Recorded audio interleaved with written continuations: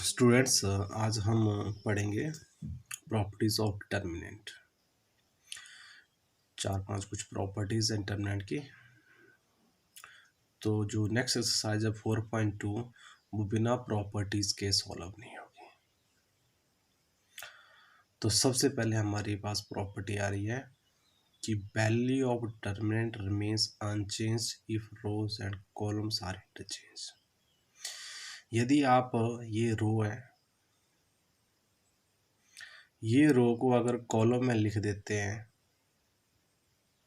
ठीक है, तो इस डिटर्मिनेंट को जो सॉल्व करके आएगा वो आपके पास दोनों वैल्यू सेम आएंगी। मींस अगर इस डिटर्मिनेंट को सॉल्व करें तो कुछ वैल्यू आएगी, फिर इसकी हम रोज को कॉलम में कन्वर्ट कर देंगे, फिर इसको सॉल्व करेंगे तो उसकी वैल्यू आएगी। तो जो दोनों वैल्यू आएंगी वो आपके पास सेम आएंगी। ये फर्स्ट प्रॉपर्टीज। तो फर्स्ट प्रॉपर्टीज के लिए एग्जांपल है आपके पास। ऐसे एग्जांपल आपके पास ये है रो को एक्सप्लेन किया तो आपके पास इसका आंसर कितना आ गया, -28। अब क्या करते हैं, हम इस रो का कॉलम बना दिया। ये रो थी, इसको भी कॉलम में लिखते हैं। मीन्स हमने ट्रांसपोज कर दिया। क्या बोलते हैं इसको, ट्रांसपोज। मैट्रिक्स में पढ़ा है, रो को जब कॉलम में कन्वर्ट करते हैं दैट इज कॉल्ड ट्रांसपोज। और ये थर्ड रो, ये भी कॉलम, फिर भी इसको सोल्व किया तो सोल्व करके फिर कौन सी वैल्यू आ गई। तो आपके पास रो को अगर कॉलम में कन्वर्ट कर देते हैं तो डिटर्मिनेंट की वैल्यू सेम आती है। यह फर्स्ट प्रॉपर्टीज। सेकंड प्रॉपर्टी क्या बोलती है, इफ एनी टू रो और column determinants are interchange then sign of determinant change. यदि कोई भी दो रो,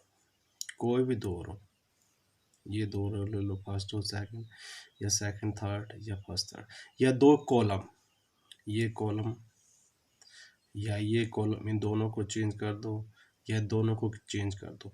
कोई भी दो रो या दो कॉलम को आपस में चेंज करेंगे तो आपके पास क्या फर्क पड़ेगा, वहाँ पर उसके आंसर में साइन का डिफरेंस पड़ जाएगा।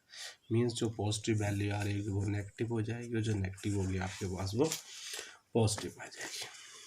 तो आपके पास ये एग्जाम्पल देखते हैं। ये मैट्रिक्स है, ये डिटर्मिनेंट ये डिटर्मिनेंट है। इसको सॉल्व करके हमने पीछे देखा था कितना है, -28। हम क्या करते हैं, रो को चेंज कर दिया। कौन सी, सेकंड और थर्ड रो को चेंज कर दिया। जो सेकंड रो थी और जो थर्ड रो थी इनको हमने इंटरचेंज कर दिया। सेकंड रो की जगह थर्ड रो लिख दिया, थर्ड रो की जगह सेकंड रो लिख दी, इंटरचेंज कर दिया। फिर इसको सॉल्व किया तो इसके पास सॉल्व करके आंसर कितना आ गया, +20। यहाँ पे क्या आ रहा था, -2। तो आपके पास ये साइन का फर्क पड़ जाता है। तो ये थी आपके पास प्रॉपर्टी नंबर 2। फिर आपके पास है प्रॉपर्टी 3 कि if any two row of a determinants are identical. कोई भी दो रो या कोई भी दो कॉलम किसी डिटर्मिनेंट के सेम हैं तो उस डिटर्मिनेंट की वैल्यू क्या होगी, 0। तो आपके पास ये एक डिटर्मिनेंट है, ये 3 2 3 2 2 3 3 2 3। तो इसमें ये रो 3 फर्स्ट रो और थर्ड रो सेम है, first row third row same है। तो इसको जब हम पूरे को सॉल्व करेंगे, ये हमने सॉल्व कर दिया तो इसका आंसर कितना आ गया, 0। तो किसी भी डिटर्मिनेंट में अगर दो कॉलम या दो रो सेम होंगे तो आंसर कितना आएगा, 0। ठीक है, ये प्रॉपर्टीज आपको एग्जाम में लिखने को नहीं आएंगी, बट आपको ये क्वेश्चन सॉल्व करने के काम आएंगे। तो ये प्रॉपर्टी आपके माइंड में होनी चाहिए। आपको माइंड में अगर प्रॉपर्टी नहीं होगी तो क्वेश्चन सॉल्व नहीं होंगे। तो प्रॉपर्टीज आपको याद रखनी है, क्रैमिंग नहीं करना है। फिर उसके बाद आपके पास आती है property number 4। If each element of a row और column, each element of a row, ये एलिमेंट ऑफ रो है, ये एलिमेंट ऑफ कॉलम है। हर एक element is determinant is multiply by के। यदि आप किसी एक रो के एलिमेंट को के से मल्टीप्लाई करते हैं या किसी कॉलम के एलिमेंट को k से मल्टीप्लाई करते हैं, ठीक है, तो आपके पास वो k जो है वो लास्ट में आपके पास क्या कॉमन भी आ सकता है। यानी कि आप बाहर लिख देंगे, जैसे मान लो हमने 2 से मल्टीप्लाई किया तो 2, तो इस 2 से हम किसी एक को मल्टीप्लाई कर सकते हैं, ये पूरे को नहीं करेंगे मल्टीप्लाई। तो आपके पास ये प्रॉपर्टी नंबर 4 है, ठीक है। फिर आपके पास आती है प्रॉपर्टी नंबर 5। प्रॉपर्टी नंबर 5 में क्या है कि if sum or all the element of row or column determinant expressed as sum of two terms, यदि किसी रो के या किसी कॉलम के एलिमेंट में कुछ टर्म प्लस हो रही है, जैसे ये रो है, रो में ये प्लस हो रहा है, तो उस डिटर्मिनेंट को हम सम ऑफ टू डिटर्मिनेंट में लिख सकते हैं। तो उस एक डिटर्मिनेंट के दो डिटर्मिनेंट बन जाएंगे। कैसे बन जाएंगे? तो इसका एक element a1 b1 c1, a2 b2 c2, a2 b2 c2, a3 b3 c3 plus इसके साथ λ1 b1 c1, λ2 b2 c2, λ3 b3 c3। तो आपके पास इस टर्मिनेंट को दो टर्मिनेंट की फॉर्म में लिख सकते हैं। तो ये आपके पास कुछ एक प्रॉपर्टीज थी। अब इस एक्सरसाइज में ये जो एग्जाम्पल है, एग्जाम्पल नंबर 13 ये मोस्ट इम्पोर्टेंट एग्जाम में आ चुका है, तो आपने इसको सॉल्व कर लेना है फिर नोटबुक के ऊपर। ये भी आपने एग्जाम्पल करना है।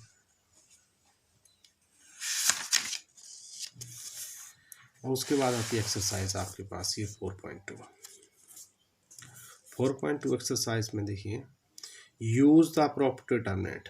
अब जो हमने प्रॉपर्टीज पढ़ी उनका यूज करना है विदाउट एक्सपेंडिंग, डायरेक्ट एक्सपेंड नहीं करना है। जैसे हमने 4.1 में जो डिटरमिनेंट इवैल्यूएशन की जो वीडियो बनाई थी उसमें हम डायरेक्ट एक्सपेंड कर रहे थे, कभी हम C1 से एक्सपेंड कर रहे थे, R1 से एक्सपेंड कर रहे थे। तो without expanding want to prove that, ये आंसर आपको प्रूव करना है, ठीक है। तो क्वेश्चन नंबर 1 देखते हैं। तो क्वेश्चन नंबर 1 आपके पास क्या है? ये क्वेश्चन नंबर 1 है आपके पास कि लेफ्ट हैंड साइड आपके पास दी है x a x plus a y b y plus b z c z. Prove करना आपको इक्वल टू 0। क्या आंसर निकालना है इसका? 0। तो हमने क्या अप्लाई कर दिया इसमें? C3 आपके पास कॉलम ये है, इस कॉलम में क्या अप्लाई कर दिया? C3 minus C1। इस कॉलम को इस कॉलम के साथ माइनस कर दिया, तो आपके पास ये थर्ड कॉलम है, और माइनस कर दिया आपने फर्स्ट कॉलम के एलिमेंट आगे सारे। जब आपने माइनस किया तो आपके पास एक्स से एक्स कट गया, वाई से वाई, जेड से जेड, आपके पास क्या रह गया? यहाँ से ए बी सी। अब इस डिटरमिनेंट में क्या हुआ कि दो कॉलम सेम आ गए, ए बी सी। जब दो रो या दो कॉलम किसी डिटरमिनेंट के सेम आ जाते हैं तो उसका आंसर क्या आ जाता है फिर? 0। तो आंसर आपके पास किस आंसर आ गया इसका? 0 प्रूव हो गया। इसका क्वेश्चन नंबर 2 है, a minus b b minus c minus a. ये आपके पास इसका आंसर भी प्रूव करना आपके पास 0। क्या आंसर निकालना है इसका भी? 0। तो इसमें क्या प्रॉपर्टीज कर दी हमने? तीनों कॉलम को ऐड कर दिया। आप कोई भी प्रॉपर्टी यूज कर सकते हैं, लेकिन प्रॉपर्टी इस तरह से यूज करने की क्वेश्चन आपके पास सॉल्व हो जाए, कुछ ना कुछ कैलकुलेशन आए। तो हमने क्या किया, यहाँ पर C1 में लिखना है, यहाँ जो लिखा है C1 अप्रोच, इसका मतलब सारे का सारा काम कहाँ करना है हमने? C1। C2 C3 में कुछ नहीं करना है। और C1 में क्या करना है, C1 C2 और C3 को प्लस करना है। तो C1 में क्या आपके पास A minus B plus C2 लिखा है, C2 की वैल्यू क्या है B minus C plus C3 की वैल्यू क्या है C माइनस ए। सिमिलरली सेकंड रो में C1 B minus C plus वहाँ पे लिखा हमने C2 की वैल्यू क्या आ गई C माइनस ए प्लस C3 की वैल्यू क्या आ गई a minus B plus next third में C1 C माइनस ए C2 C3। तो जब हम तीनों को सॉल्व कर रहे हैं तो प्लस से और माइनस से कट गया, माइनस सी प्लस बी, इस तरह से सारे कट गए, क्या रह गया आपके पास फर्स्ट कॉलम 0। सेकंड और थर्ड कॉलम में कोई प्रॉपर्टी नहीं लगाई है, और किसी भी डिटर्मिनेंट में कोई एक रो 0 हो जाए, कोई एक कॉलम 0 हो जाए, कोई एक कॉलम 0 हो जाए या कोई एक रो 0 हो जाए, तो उसका आंसर कितना आता है 0। तो इस तरह से प्रॉपर्टीज का यूज करके 4.2 एक्सरसाइज हमने सॉल्व करनी है। Okay, thanks.